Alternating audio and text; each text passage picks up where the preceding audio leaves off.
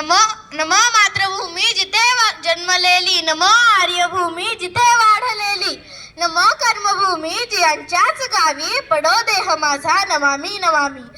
कित्येक लढाया लढून, कित्येक लढाया लढून, कित्येक बलिदाने देऊन, प्राणांची आहुती वाहून शेवटी अखेरीस हे स्वातंत्र्य आपल्या पदरी पडलं.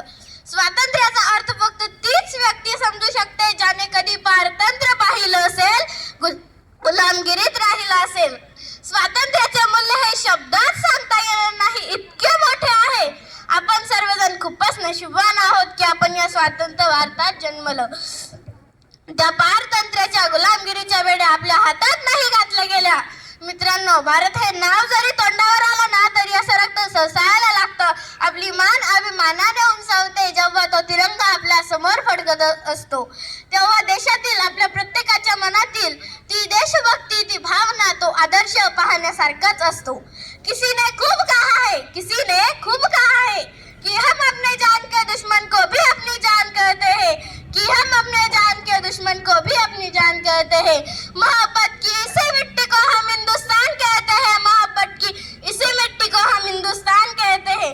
जो दुनिया में दिखाई दे उसे कहते हैं खामोशी, जो आंखों में दिखाई दे उसे तूफान कहते हैं, उसे तूफान कहते हैं. और ऐसा एक ही देश है जिसमें मेहमानों को भी भगवान कहते हैं, जिसमें मेहमानों को भी भगवान कहते हैं. आणि मित्रांनो, आज आपण इथे सर्वजण हसत मुखाने प्रसन्न मनाने बसलेलो आहोत. आजचा हा सुवर्णमय दिन पाहण्याचे भाग्य आपणास लाभलेले आहेत. पण या स्वातंत्र्याची कथा फार मोठी आहे. जाने कितने अमर मिटे तो हमने आजादी पाई है, जाने कितने अमर मिटे तो हमने आजादी पाई है. गणतंत्र दिवस की लालिमा आज सब पर छाई है, आज सब पर छाई है. 1857 ला सुरू झालेला स्वातंत्र्य संग्राम 15 ऑगस्ट 1947 ला शांत झाला आणि 26 जानेवारी 1950 ला आपला भारत देश प्रजासत्ताक झाला. खऱ्या अर्थाने प्रजासत्ताक झाला. भारतीय जनतेच्या हाती समता, न्याय व मूलभूत हक्क मिळाला. वीरांचे बलिदान, महापुरुषांचे महान कार्य यातूनच स्वातंत्र्याचे स्वप्न साकार झाले. महापुरुषांनी, क्रांतिकारकांनी या देशासाठी आपले जीवन वेचले, बलिदान दिले. त्या देशासाठी आपण काय करत आहोत? केवळ सोशल मीडियावर प्रजासत्ताक दिनाच्या शुभेच्छा देणे हे देशप्रेम नव्हे, तर रक्ताची गरज असणाऱ्या एखाद्या रुग्णाला रक्तदान करणे हे देशप्रेम. प्रदूषणाने गासलेल्या वसुंधरेला एखादं रोप लावून नवसंजीवन देणे हे देशप्रेम. कचरा इकडे तिकडे न फेकता देशाच्या स्वच्छतेत योगदान देणे हे देशप्रेम. ऐतिहासिक वस्तूंचे जतन करणे, नैसर्गिक आपत्तीच्या वेळी गरजूंना मदत करणे व गावच्या विकासाला हातभार लावणे हे देशप्रेम. आणि या तरुणांचाच नव्हे तर तरुणींचाही सहभाग असायला हवा. किसी के लिए खुशियां लेकर आई तो किसी के लिए काली परछाई हूँ, किसी के लिए खुशियां लेकर आई तो किसी के लिए काली परछाई हूँ.